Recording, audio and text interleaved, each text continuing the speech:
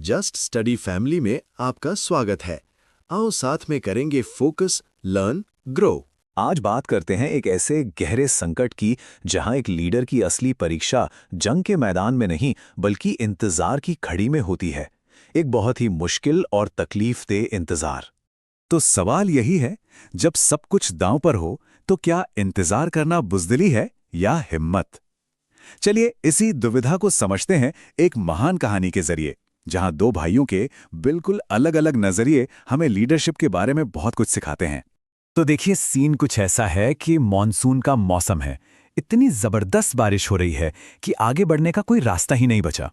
और यही मजबूरी, यही रुकावट दो भाइयों राम और लक्ष्मण के बीच एक बहुत बड़ी बहस छिड़ देती है। और यहीं पे हमें असली टकराव देखने को मिलता है। एक तरफ है राम, जो धैर्य और करुणा से काम ले रहे हैं। वो देख रहे हैं कि अगर हम अभी निकले तो हमारी वानर सेना बाढ़ में मारी जाएगी, और उनका प्यार इतना खुदगर्ज नहीं। दूसरी तरफ है लक्ष्मण, जिनका कहना है कि एक हीरो हालात बदलने पर मजबूर कर देता है, इंतजार नहीं करता। वो कहते हैं कि जब हम यहां इंतजार कर रहे हैं तो सीता वहां कष्ट में है। तो ये सिर्फ दो भाइयों की बहस नहीं बल्कि लीडरशिप के दो तरीकों की टक्कर है। एक लंबी रेस के बारे में सोच रहा है तो दूसरा फौरन एक्शन चाहता है। और ये जो कहा गया है ना, धैर्यम सर्वत्र साधनम, मतलब धैर्य से सब मुमकिन है, ये बात पूरी तरह से इसी सोच को दिखाती है। यहां धैर्य का मतलब हाथ पे हाथ धरकर बैठना नहीं है, बल्कि ये एक बहुत बड़ी ताकत है। ये सिर्फ इंतजार नहीं, ये सही मौके के लिए अपनी एनर्जी को बचाने की एक स्ट्रैटेजी है। ठीक है, तो अब आगे बढ़ते हैं। कहानी में एक नया मोड़ आता है, मौसम बदलता है, इंतजार की घड़ियां और लंबी होती जाती हैं, और जो मदद का वादा किया गया था वो पूरा नहीं होता। अब धैर्य का बांध टूटने लगता है।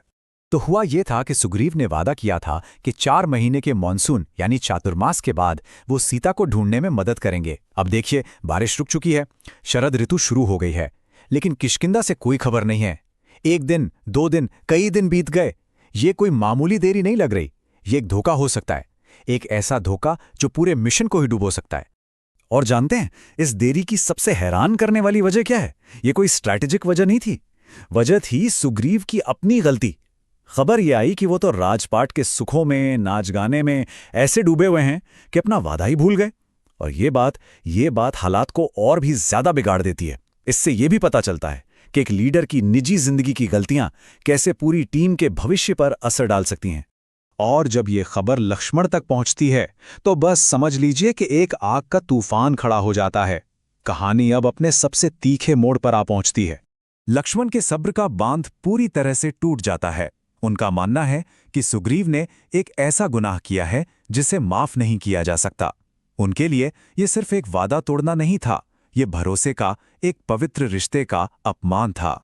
उनका गुस्सा इस हद तक बढ़ जाता है कि वो कह उठते हैं, इस लक्ष्मण का क्रोध सुग्रीव और किष्किंधा दोनों को जलाकर राख कर देगा। ये सिर्फ गुस्सा नहीं था, ये एक भाई की तकलीफ थी, न्याय की पुकार थी।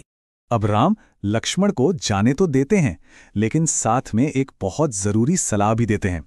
वो कहते हैं कि गुस्से की आग दूसरे को जलाने के साथ साथ कभी-कभी खुद को भी जला देती है। पहले प्यार और विश्वास से बात करने की कोशिश करो। देखिए, यह है इमोशनल इंटेलिजेंस। एक लीडर अपनी टीम के मेंबर के गुस्से को समझता है, लेकिन उसे एक बेहतर रास्ता भी दिखाता है। और यहीं से कहानी गुस्से की आग से निकलकर लीडरशिप, माफी और सच्ची ताकत के गहरे सबक की तरफ मुड़ जाती है। तो एक सच्चा हीरो होता कौन है? वो जो सबको साथ लेकर आगे बढ़ता है। और राम की लीडरशिप की यही परिभाषा है। वो ताकत से नहीं, हमदर्दी से काम लेते हैं। ये सिर्फ कहने की बात नहीं है, ये उनका एक्शन प्लान है। एक लीडर अपनी टीम को जोड़ता है, तोड़ता नहीं, खासकर तब जब किसी से गलती हो जाए। और होता भी यही है। जब डरे हुए सुग्रीव माफी मांगने आते हैं तो राम क्या करते हैं? सजा नहीं देते, वो उन्हें गले से लगा लेते हैं और कहते हैं, मित्र का स्थान कदमों में नहीं बाहों में होता है। बस एक पल में वो अपने रिश्ते को फिर से जोड़ लेते हैं। ये दिखाता है कि माफ कर देना कमजोरी नहीं है, बल्कि एक लीडर का सबसे बड़ा हथियार हो सकता है। तो ठीक है, गठबंधन बच गया, सेना इकट्ठी हो गई, लेकिन अब राम के सामने एक और बहुत बड़ी चुनौती है। उनकी सेना डर से कांप रही है और उन्हें इस डरी हुई भीड़ को एक मकसद से भरी हुई फौज में बदलना है। अब सुग्रीव ही अपनी सेना का डर जाहिर करते हैं। वो कहते हैं, हम तो बस वानर हैं, हमारा दुश्मन रावण तो 10 दिशाओं का स्वामी है। वो तो काल को भी कंट्रोल करता है। लड़ाई तो बराबर वालों में होती है, हम उसका सामना कैसे करेंगे? और उसने हमारा क्या बिगाड़ा है?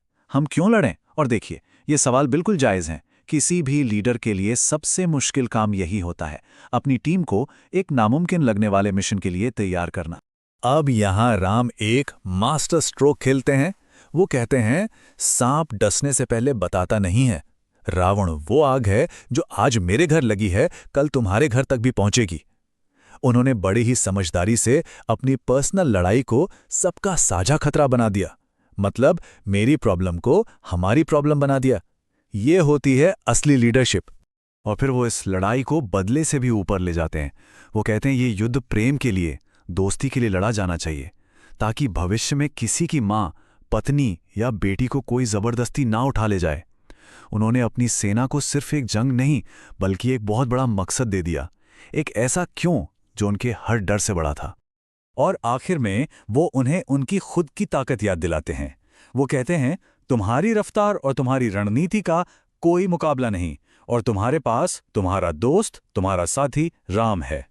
वो उन्हें सिर्फ अपने पीछे चलने वाले नहीं बल्कि बराबर के हिस्सेदार बनाते हैं, और उन्हें ये भरोसा दिलाते हैं कि वो अकेले नहीं हैं। यही एक सच्चा लीडर करता है, अपनी टीम को उसकी ताकत का एहसास कराता है। This was just study. Like, subscribe और अगली वीडियो में मिलते हैं। तब तक के लिए हंसते रहो, मुस्कुराते रहो। Thank you so much.